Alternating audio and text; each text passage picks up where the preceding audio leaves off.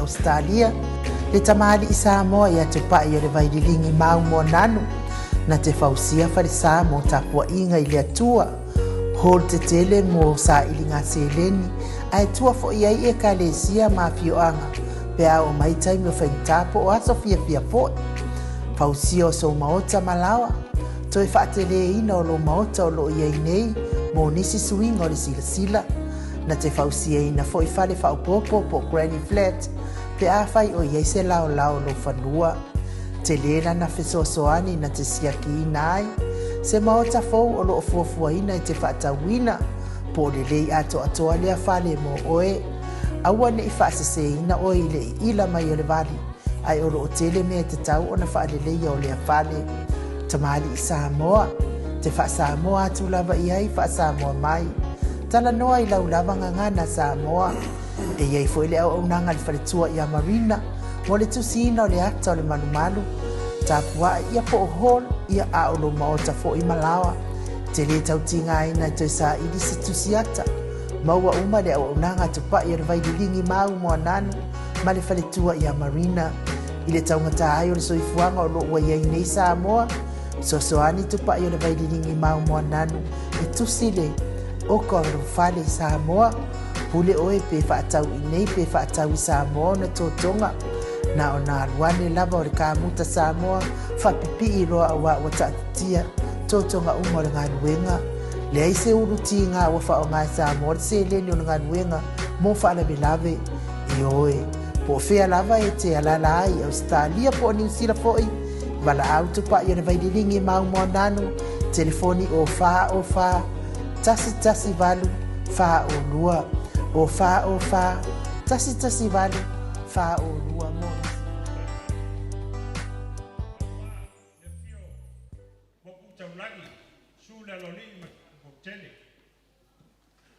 ia i tanane foi le paia maunuma le matou pito i sai o tulaga nei aso matu foi le fio mai o paia ia inga o le fio mai le tofio nei a tumano o le fatua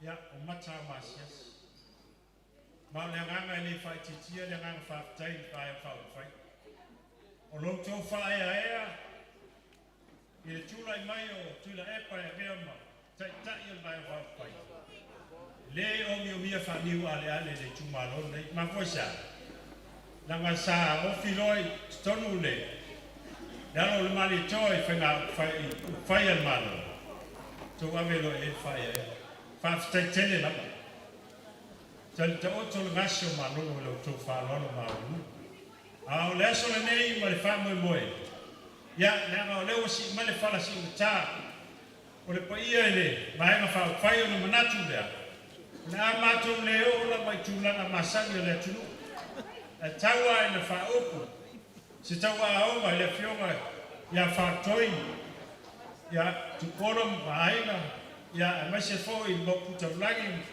ma si o mātou nuu i sale a panga ia e fa leo ele nganga faftai lo tu fai na fa pele o le fatamali leo o matou leo o isi tulala tasi la fetala fetale le si me fasi tala o malanga le chapipi ya fatamali leo o wa ato uma ya i tonu me uma matou leo e maini me na sia ai tonu le moto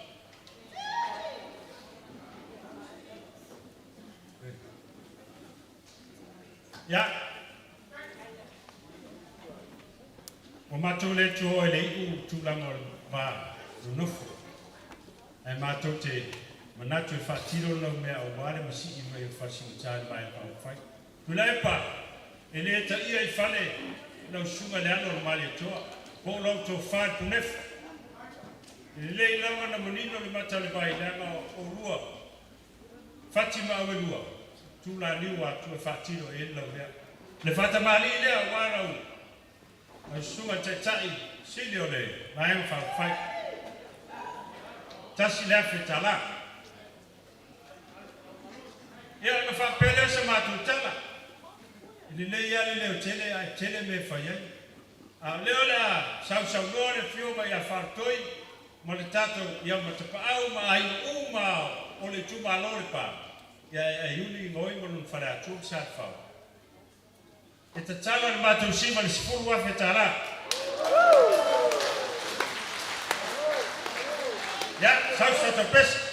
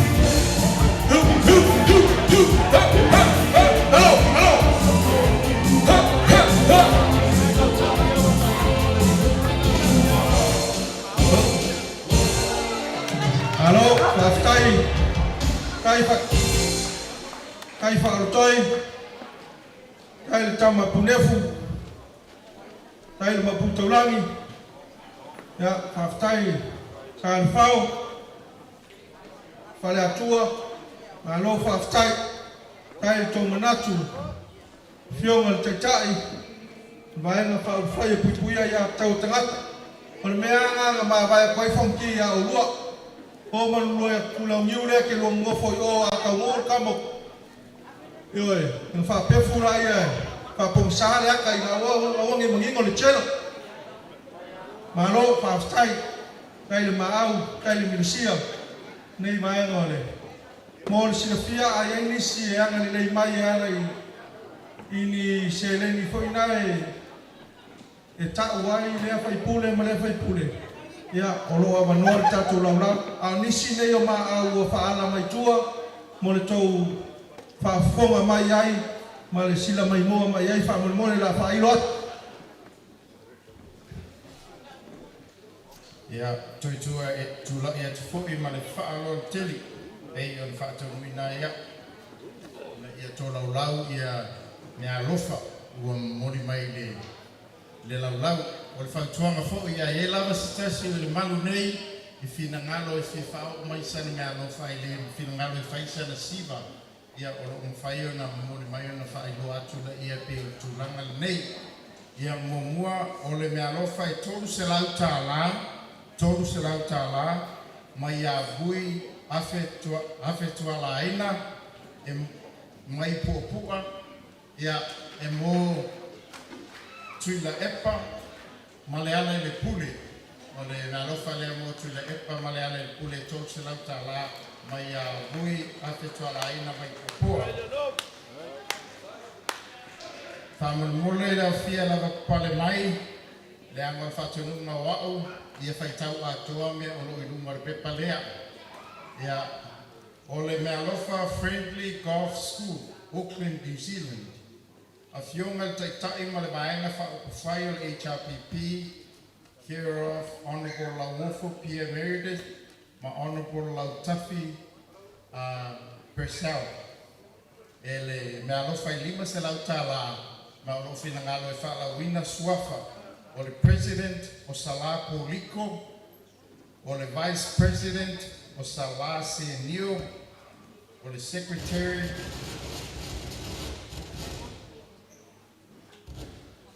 o le Secretary o Matautia B. Purcell, o le Treasurer o le Te Uoloa o Papali'i Morris F. Ia ma le Patron o Tuala Andrew. Sina mea lofa whatauwa. Ia le erika lea lima se lautala. Ma le whanau tele. Alofa whatai.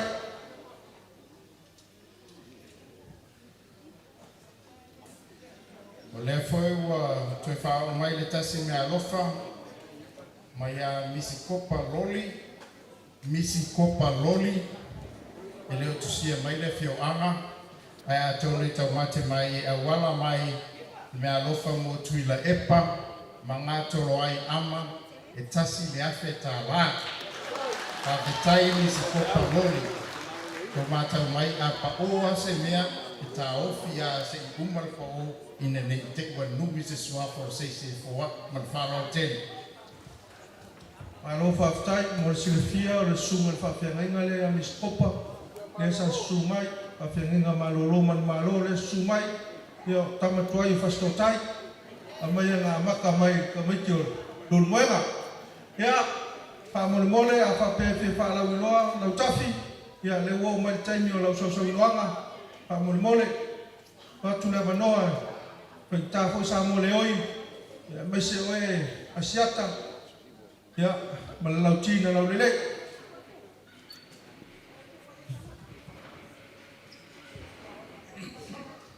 Ia le aure koe a sainga le lawe o wao sā I ko pa ia I sā mwhainga. Ai ko kula I atu na uawa maro whaloalo. O ke wala au ko ai. Sakpa ke a umaro a whio papa aore maoka. A whio mai. O ke le ngako a inga. Palauni. Whasinga msalino mai awa. I o kako siwa ngei. Ia. Manguia wha moe. O whaftai, o tato pese whamole.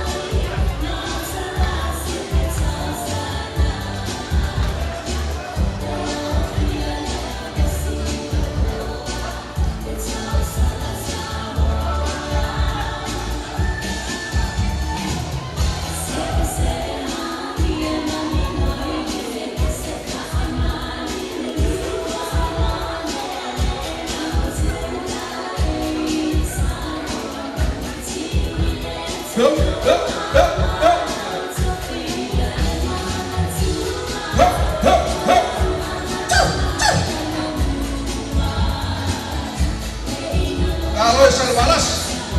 Yep.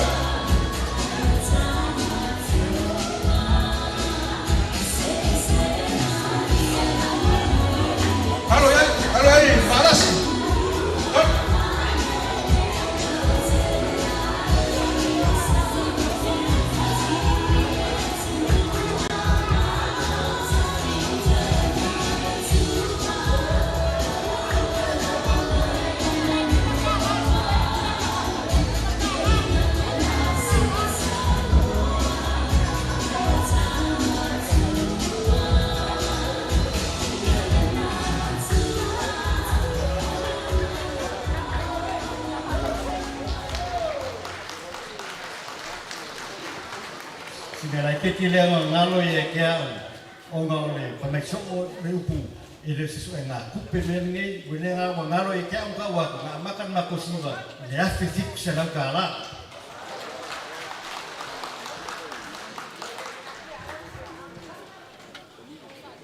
Kea, o lea la watu le pese babe lea e o leoli mai tua oile ngua matua maulolo. Kea, alolo mai tua lau siva Samoa o whapea ke le fisasa. Kea leo e fisasa o ngaua ma kamo. Kea, whapena la watu pese babe lea e alolo mai ai lau siva Samoa maulolo manangang whalolo lau whio ngale ni whipure.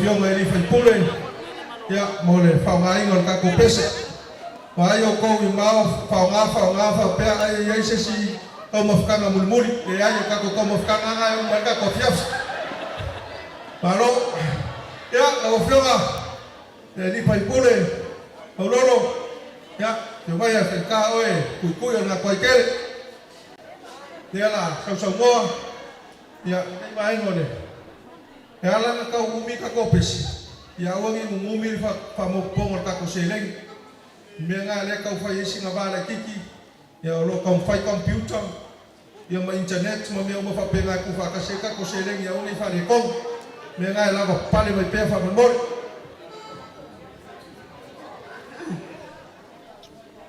ya o tula ya tula man fara tele tulo na bale Maota nei o le uma ona sa no fetanai fo I tamama tu sai mamalo ni yasu pa ia la faina mananga mai Samoa tai ni fo pa ia la silasi tonu le man nei por Maota nei awa tula ya tula man fara tele ya o a lo to silafia o ali mo no foi tu mo prima ono beleza la dada ya o mo mana a tonu to tele ni se tonu nei man ya a ina mai até ai o Steven ia sunga fai pule ia moto silafia o le fai pule ia o le tua manasanga na eswa fai maulolo mai fenga ia tai foi le aula mai sale aula ia neste foste mato no pele salamumu ia le ngata foi le ia o ia foi o sta o le mato aina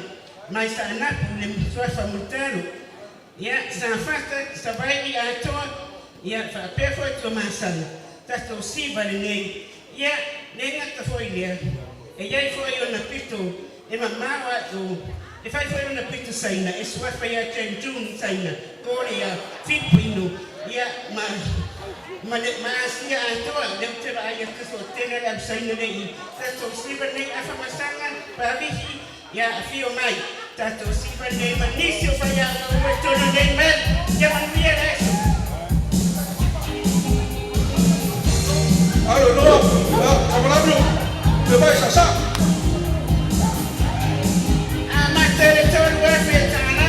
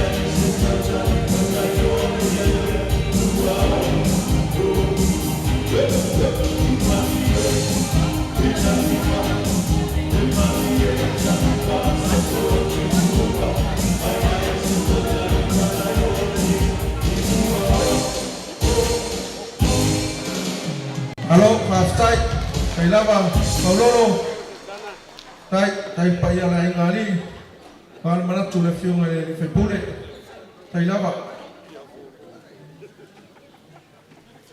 Alo mai le siva Samoa le fiung le, kapfanua le malitoa, la fiung alo ya alo mai se tau mau popol se le nilia.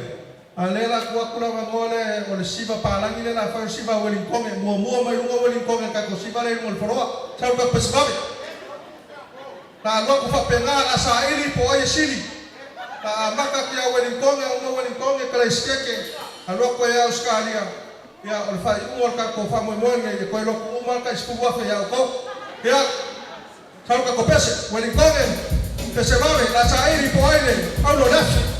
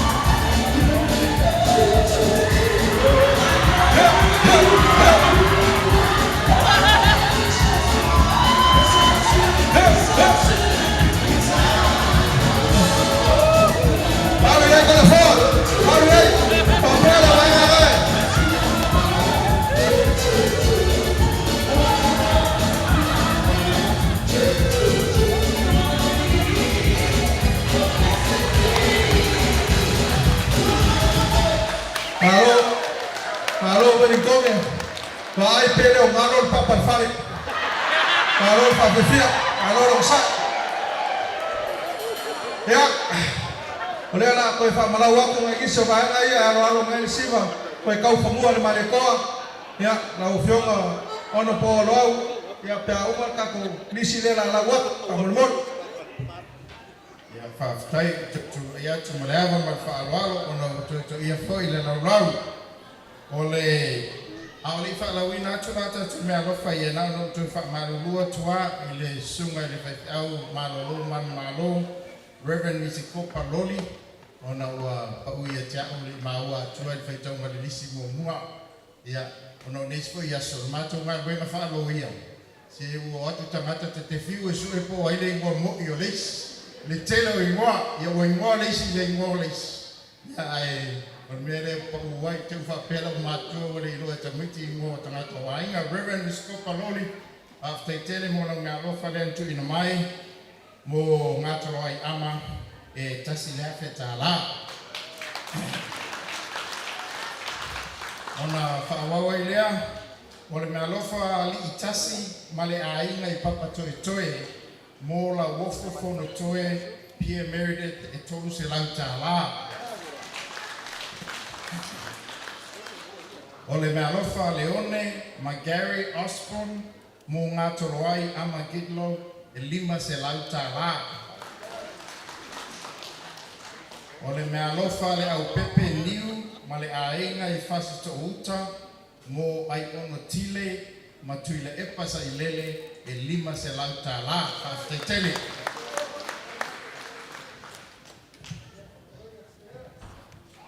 Whaftetele I lau sunga le pule raso mo lo mātua wanoa.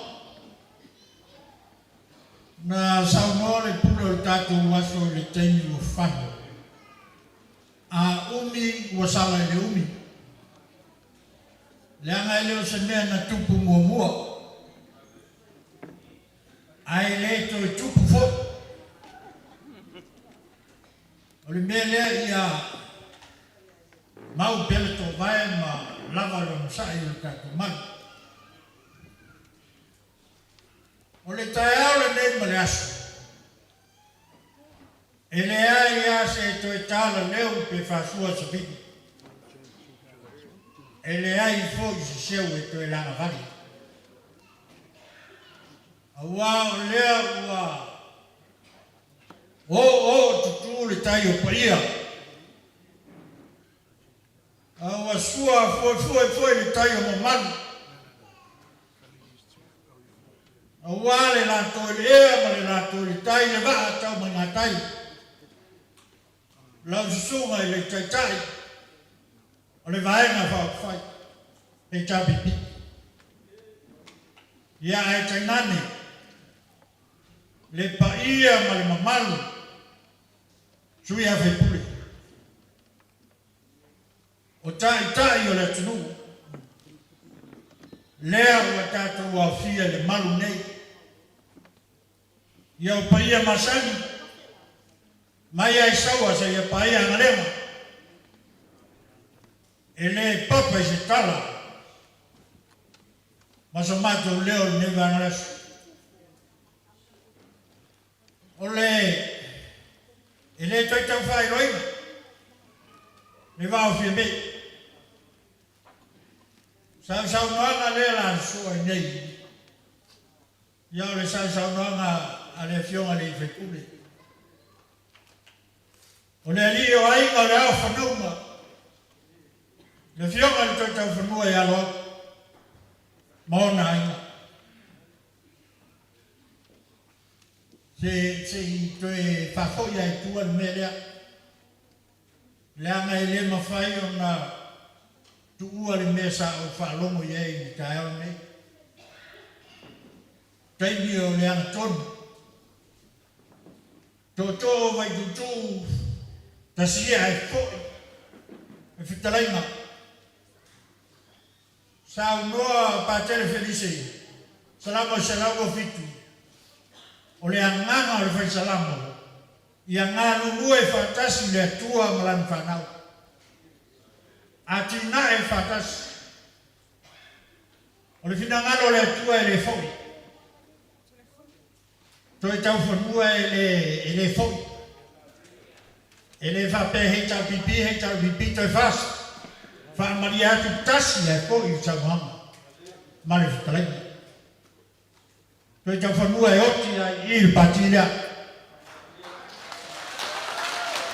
Upumoni na le whaponga le tua. A le sau noanga la le la soi me. E whawai sipu a whetala. O le siva foi lea le tofi o le tātou tumaro. Sa nganga mongua. O le tātou siva lea. Ma le nganga wharat.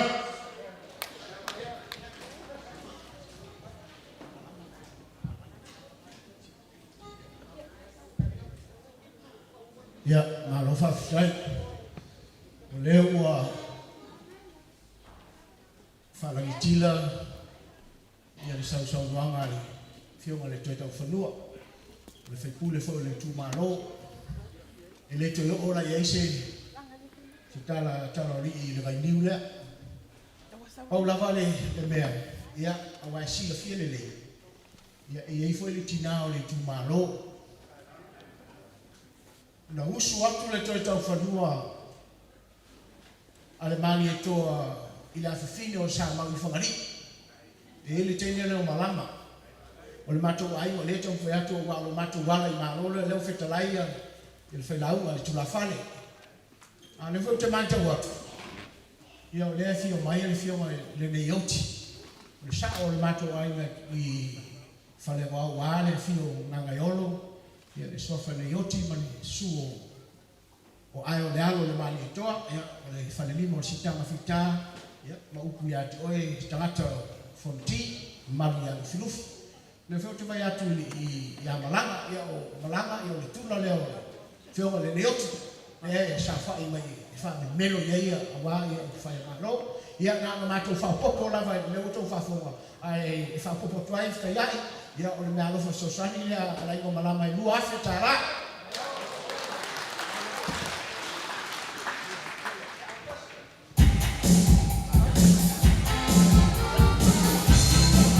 Ia, alo ia, no veo la toa, alo, e casa para alo e casa sa.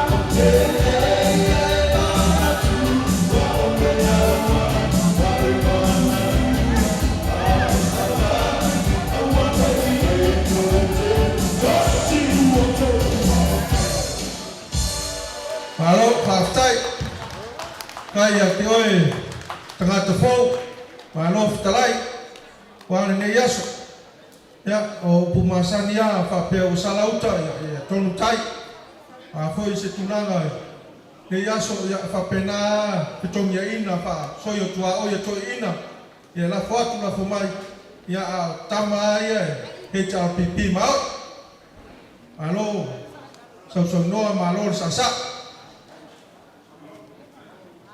ya a umar vaenga lea ia o so mai la io kala estete o lea o sili mua Wellington no winga lela a mata no atu ya kala estete pa mo na o fio mal tete o fai pune mali tama tai fai pune ia lava pale mai pea o te va ai atu lo tau tuli mo mai lo to sa ia fa o mai leva yasu ai on sai mai ia le fa solo kalame ona tau fa ma popor seren o tau sila mai o tupe a toa mo laura ia le ia lava pale pea fa mo more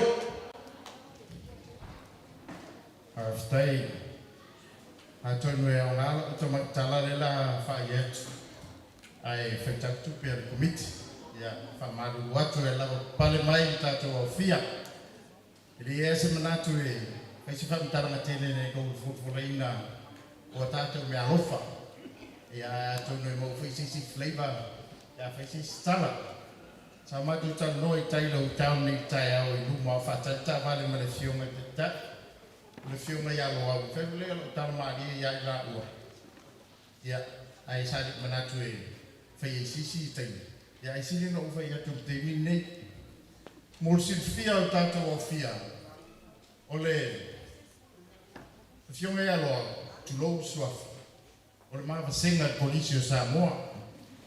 Io e, o le maa vasenga maloau. Maa tau whiangai ma le vasenga lea sānele malisi e la wofo. O le maa tau au ngātu kulanga na, ia tau sisina mai le sisina o lau kulanga lea bak. Ia tau ina nei, o tātou ina mamono mea po ina ua whatou ina.